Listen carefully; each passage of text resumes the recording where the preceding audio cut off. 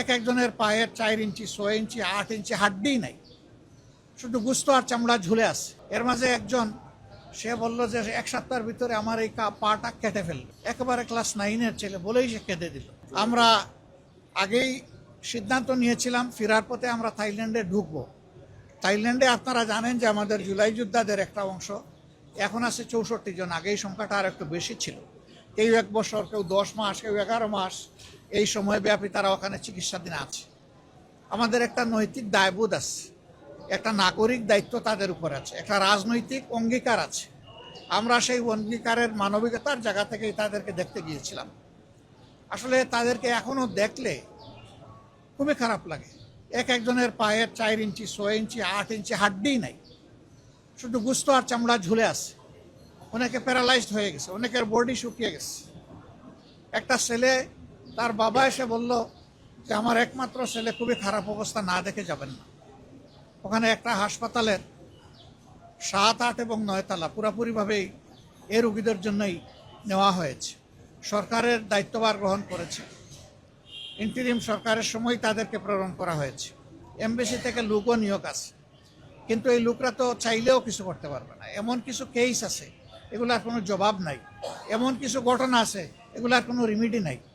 তারা কিন্তু এই অবস্থায় হয়তো দেশে ফিরবে। এর মাঝে একজন সে বলল যে 1 সপ্তাহের ভিতরে আমার এই পাটা কেটে ফেলবে। একেবারে ক্লাস 9-এর ছেলে বলেই সে কেটে দিল। কিছু করার নাই।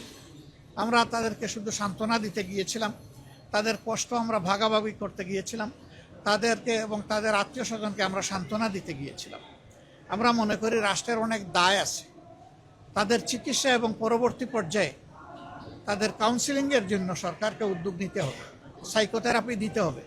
শুধু যে আহত হয়েছে তাকে না, গোটা পরিবার ট্রমাটাইজড, গোটা পরিবারকেই সাইকোথেরাপি দেওয়া লাগে। অনেকে এখনো ঘুমাইতে পারে না, সারা রাত সারাদিন সজাগ ছটফট করে বিছনার মধ্যে। আমরা সেই দেশের যারা চিকিৎসা সেবায় নিয়োজিত তাদের সাথে কথা বলেছি, তাদেরকে আমরা খুবই আন্তরিক পেয়েছি। আমরা অনুরোধ করেছি যে তাদের সবটুকু দিয়ে যেন আমাদের এই কষ্টে থাকা লোকগুলোকে তারা সেবা দেন। আর আমাদের সরকারকে আমরা অনুরোধ করব, তারা এবং আরও যারা বাকি আছে তাদের দায় আমাদেরকে নিতে হবে, সরকারকে নিতে হবে। তাদের সুচিকিৎসা সর্বোচ্চ যেটা সম্ভব এটা নিশ্চিত করতে হবে। 3টা কেস আছে, এটা ব্যাংককে চিকিৎসা হবে না, তাদেরকে অন্য দেশে পাঠাতে হবে, ওখানে ওই চিকিৎসা নাই। এটা বড় মাপের নার্ভ ইনজুরি, তাদেরকে মিনিমাম সিঙ্গাপুরে পাঠানো লাগবে। আমরা সরকারের সাথে এই নিয়ে কথা বলবো ইনশাআল্লাহ। তা আপনারা দোয়া করবেন। আর আমরা যেখানে গিয়েছি 2টা আওয়াজ খুব মজবুত ছিল। আমরা প্রবাসীদের সাথে যখন বসেছি তারা বলেছে আমাদের অনেক প্রবলেম আছে, কিন্তু আমাদের একটা দাবি খুবই জোরালো, এটা হলো গণভোটের রায় যেন বাস্তবায়ন হয়। আমরা ভোট দিয়েছি, আমরা যেন আমাদের ভোটের মূল্যায়ন হয়েছে এটা আমরা দেখতে পাই। আর এদেরকে যখন দেখতে গেলাম আজকে, আহতদেরকে, পঙ্গুদেরকে, এরা গলায় জড়াইয়ে ধরে বলল যদি সুস্থ হয়ে ফিরে যাই জাতির জন্য প্রয়োজন বারবার লড়াই করব, কিন্তু আমাদের গণভোটের রায় আর জুলাই সনদ 2টা যেন অক্ষরে বাস্তবায়ন হয়। এখানে একটু শুভঙ্করের ফাঁকি আছে, আমরা কোনো ফাঁকি মানি না। আমরা A to Z বাস্তবায়ন চাই, এটা ছিল তাদের বক্তব্য, তাদের দাবি। কোনো ফাঁকি ঝুঁকি চলবে না, সব কিছু আমাদের প্রত্যাশার আলোকে হতে হবে। এই মেসেজগুলো আমরা নিয়ে এসেছি। আমরা তাদেরকে সম্মান করি, ধারণ করি, পুরো দেশকে আমরা ভালোবাসি।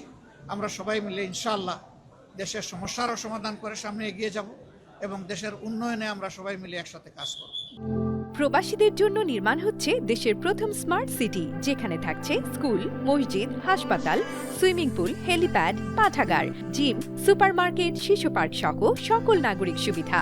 মাত্র 30 লাখ টাকা বিনিয়োগে মিলছে আকর্ষণীয় ফ্ল্যাট।